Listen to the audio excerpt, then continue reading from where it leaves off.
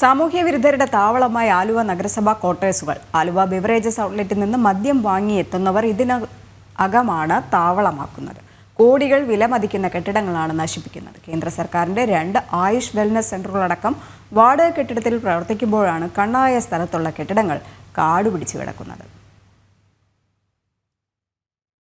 90കളുടെ തുടക്കം വരെ നഗരസഭാ കമ്മീഷണറും എഞ്ചിനീയറും താമസിച്ചിരുന്ന ബംഗ്ലാവുകളാണ് വർഷങ്ങളായി കാടുപിടിച്ച് നശിക്കുന്നത്. ആലുവ നഗരസഭ 10ാം വാർഡിൽ സന്തോഷ് ലേനിൽ സ്ഥിതി ചെയ്യുന്ന കെട്ടിടങ്ങൾക്കുള്ളിൽ രാത്രിയും പകലും വ്യത്യാസമില്ലാതെ മദ്യപ സംഘങ്ങൾ താവളമാക്കുകയാണ്. ഇവിടം സാമൂഹ്യ വിരുദ്ധരുടെ കേന്ദ്രമായതോടെ പരിസരവാസികൾക്കും ശല്യമാണ്. കൃത്യമായി അറ്റകുറ്റപ്പണികൾ നടത്തി ജനോപകാരപ്രദമായ കേന്ദ്രങ്ങൾക്കായി കെട്ടിടം ഉപയോഗപ്പെടുത്തുന്നതിനുള്ള ആലുവ നഗരസഭയുടെ വീഴ്ചയാണ് ചൂണ്ടിക്കാണിക്കപ്പെടുന്നത്.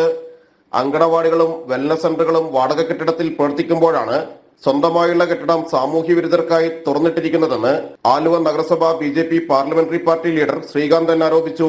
കേന്ദ്ര സർക്കാരിന്റെ ഹെൽത്ത് ആൻഡ് വെൽനസ് ക്ലിനിക്ക് വന്ന സമയത്തും ഇപ്പൊ ഈ വാർഡിലെ തന്നെ അംഗൻവാടിയും വാടക കെട്ടിടത്തിലാണ് വരുത്തിയിരിക്കുന്നത്. 2 ഹെൽത്ത് ആൻഡ് വെൽനസ് ക്ലിനിക്ക് മുനിസിപ്പാലിറ്റിയുടെ വാടക കെട്ടിടമാണ് വരുന്നത്. ആ സമയത്തെല്ലാം നമ്മളിത് ഇതിനെ ഒന്ന് മെയിൻ്റെനൻസ് ചെയ്തെടുത്ത് ഉപയോഗിക്കണമെന്ന് നമ്മൾ പല പ്രാവശ്യം ആവശ്യപ്പെട്ടിട്ടും യാതൊരു നടപടിയും സ്വീകരിക്കില്ല. കൂടാതെ ഇപ്പൊ നമ്മൾ സെക്രട്ടറിമാരും എന്നവരെല്ലാവരും വാടക കെട്ടിടത്തിലാണ് താമസിച്ചുകൊണ്ടിരിക്കുന്നത്.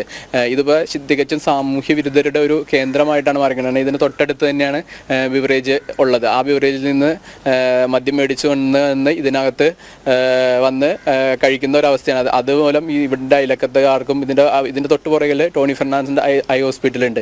ഇവരൊക്കെ എല്ലാവർക്കും ഇവിടെയുള്ള ഒരു റെസിഡൻഷ്യൽ ഏരിയ കൂടിയാണ്. അവിടെയുള്ള എല്ലാവർക്കും വളരെയധികം പ്രശ്നങ്ങളാണ് ഉണ്ടായിക്കൊണ്ടിരിക്കുന്നത്. പൊളിഞ്ഞുകിടക്കുന്ന ചുറ്റുമതിലിന്റെ ഭാഗത്തുകൂടിയാണ് മദ്യപർ അകത്തേക്ക് കിടക്കുന്നത്. പഴയ കെട്ടിടം പൊളിച്ചുമാറ്റി ക്വാർട്ടേഴ്സുകൾ നിർമ്മിക്കുമെന്നാണ് നഗരസഭ ഇപ്പോൾ അറിയിച്ചിട്ടുള്ളത്. ആലുവ റെയിൽവേ സ്റ്റേഷനും മെട്രോ സ്റ്റേഷനും ബസ് സ്റ്റാൻഡിനും അടുത്തുള്ള കണ്ണായ സ്ഥലത്തെ ക്വാർട്ടേഴ്സുകൾക്ക് ഇനിയെങ്കിലും ശാപമോക്ഷമാകുമെന്നാണ് പ്രതീക്ഷ. ജനം, കൊച്ചി.